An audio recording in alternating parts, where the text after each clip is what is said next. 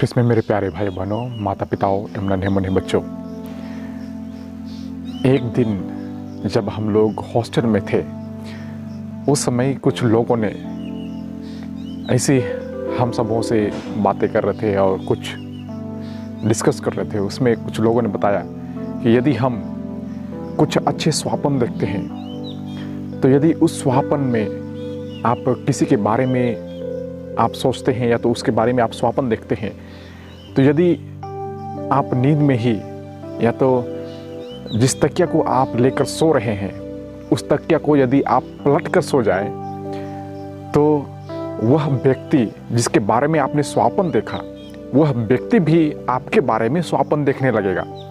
तो इस प्रकार का लोग कहावत या तो लोग कुछ घटनाएं बताते थे। तो यह हकीकत है या नहीं मैं कह नहीं सकता हूँ, लेकिन उसी प्रकार का चीज़ आज हम पहले पाठ में उत्पत्ति के ग्रंथ से सुनते हैं, जहाँ पर अब्राहम और इसहाक का ईश्वर याकूब को भी दर्शन देते हैं।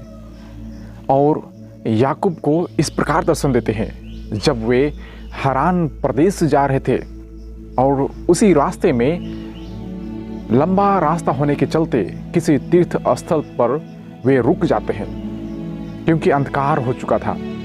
और वे किसी घर में नहीं रुकते हैं, लेकिन वे कहीं वृक्ष के नीचे वे सो जाते हैं।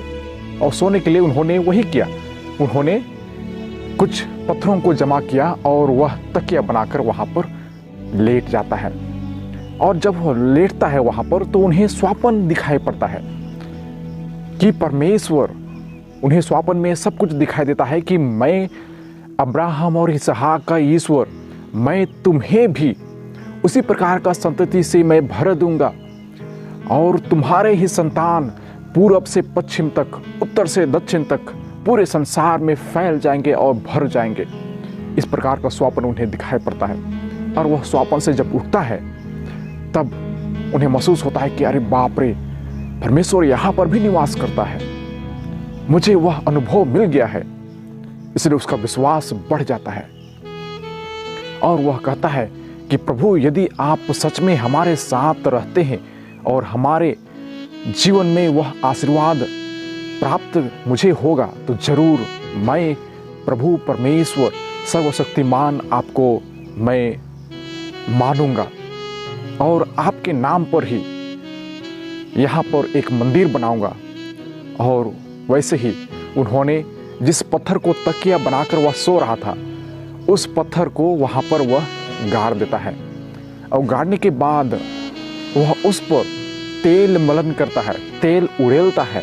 जैसे हम हमारे हिंदू भाई बहनों को देखते हैं कि शिवलिंग के ऊपर वे तेल मलन करते हैं, तो उस प्रकार वे जो तकिया लगाकर सोते हैं उसे भी वह तेल मलन करता है और कहता है कि प्रभु, यहाँ पर मैं उसको रख रहा हूँ और यहीं पर आपके लिए एक मंदिर बनवाऊंगा और जो कुछ आप मुझे प्रदान करेंगे हमारे जीवन में उसके लिए मैं दशमास चढ़ाऊंगा। मैंने पहले ही दशमास के बारे में बता चुका हूँ। दशमास का अर्थ यही होता है कि जब हम प्रत्येक महीना का जो आय हम पाते हैं तो उस आय का 10% हम परमेश्वर के लिए चढ़ा देते हैं। मतलब हर महीने का 10 मास मतलब 10% ऑफ द मंथ, मतलब महीना का 10% हम परमेश्वर के लिए चढ़ा देते हैं। बहुत सारे लोग हमारे कैथोलिक कलीसिया में लोग यह सब करते हैं। तो आज के पहले पाठ में भी वही कहा जाता है कि मैं भी प्रभु, आपने जो कुछ हमारे लिए करते हैं मैं भी आपके लिए 10% अपना आय का जो कुछ भी मिलता है मैं आपके लिए चढ़ा दूंगा।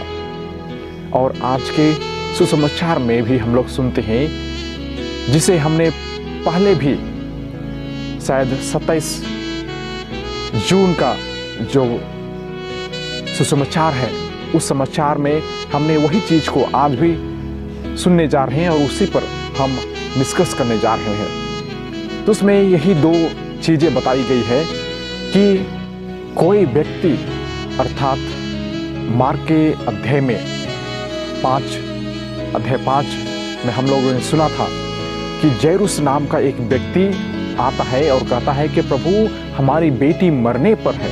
लेकिन आज के सुसमाचार में मत्ती बताता है कि हमारी बेटी मर गई है, आप आइए और उसके लिए प्रार्थना कीजिए। तो वह उनकी ओर जाता है और उसी रास्ते में एक स्त्री वह कहती है कि यदि मैं परमेश्वर को उसके पल्ले भर भी छू लूं तो मैं चंगी हो जाऊंगी।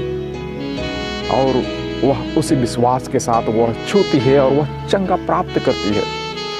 तो हम लोगों ने 2 कहानियां सुनी है, उस पर दोनों एक ही जैसा बताया गया है, क्योंकि वह स्त्री 12 वर्षों से वह रक्तस्राव से पीड़ित थी और वह बच्ची जो मर चुकी थी वह भी 12 वर्ष की थी। तो वही है आज के दोनों व्यक्ति जिन्होंने चंगाई प्राप्त किए, वे दोनों बहुत ही विश्वासी थे। जैसे जैरुस जो अपनी बेटी के लिए वह प्रार्थना मांग रहा था, वह भी पूरे विश्वास के साथ आया था कि प्रभु ही यह कर सकता है। और वह स्त्री जिन्होंने यह विश्वास किया, वह प्रकट किए कि केवल परमेश्वर ही कर सकता है। हमारे जीवन में भी दुख और तकलीफ आते हैं, हम सर्वप्रथम कहाँ जाते हैं?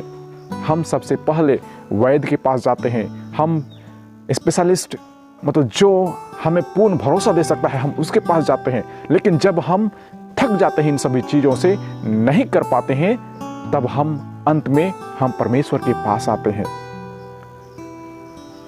इसी कहानी से आधारित हमारे जीवन में भी यदि हम मनन चिंतन करें, हम लागू करें, तो हमें भी इसी चीज़ से उभर कर वापस आना है कि हम सर्वप्रथम परमेश्वर को याद करें, हम उसके पास जाएं।